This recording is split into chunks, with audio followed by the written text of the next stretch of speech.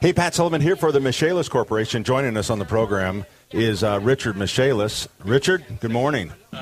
Good morning, Pat. Good morning, Denny. How are you guys? We're doing well. We get to go to so many fun places, and being out at Tuttle Orchard, actually just driving out here, and you're right there in the city, and boom, all of a sudden the corn, the soybeans, just refreshing to be away. I would enjoy that. I'm sure it's beautiful, and I don't think I've ever been there.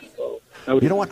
It's funny. They're celebrating 90 years here at Tuttle, wow. And I had never been out here until last year, and then Beth and I brought the grandkids right back out 2 days later. It really is. If you haven't been out, you really should check it out. It's kind of a fun thing to do with the farm store and the cafe and all that stuff. So, and I heard you say 40 acres, so it's not a small. No, they have 40 acres of just trees. They have 8,000 apple trees growing out here. Wow. Well, I'll make it out there. Yep. Well, how many apple trees does Michaelis have growing? How many apple trees have gone through a window that you had to fix? We took a big tree off of a roof last Saturday. We got real busy with that storm that rolled through, and I know with your Egg Fest, you were probably challenged a little bit with that further also, but we had a lightning strike that started a house fire. We had a lightning strike that put a tree on a roof. We had floods. We were busy.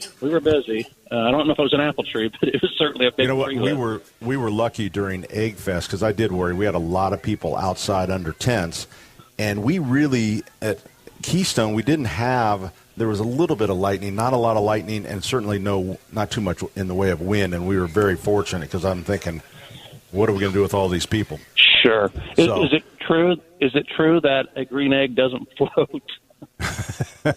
That would be true. That would be true. But hey, thanks to the Michaelis crew, you guys, they did really a bang-up job on jalapeno poppers, and theirs were a little different because what was nice about the recipe that they used, it wasn't the bacon was all on the inside, so it was kind of easier because poppers take a lot of time to wrap bacon and stuff. So this kind of showed how you could do it on a big green egg at a little more efficient way. Well, they said they had a blast, and they said everybody's food was just fabulous. So, and quite a crowd, I guess, arrived eventually. So it sounds like it was a great day. I'm sorry I missed it. Yeah, it really was. So I know you guys have been busy now with the rain. I assume mold can become an issue. What should people, like if you had to give a tip of somebody to what to look for and where they should look in a home if they're worried about moisture and mold? Probably most of the places that we're going to find mold is crawl spaces and attics. But if there's a major event, like some type of a water leak, like a kitchen or bathroom, and they don't professionally dry it out, then they're probably going to find mold in those locations also. Most of the time mold's visible, but sometimes it's not. Sometimes it's concealed behind walls, and we call them sick buildings when people start to complain about, maybe whatever symptoms are feeling. That's probably a good time to do the air testing.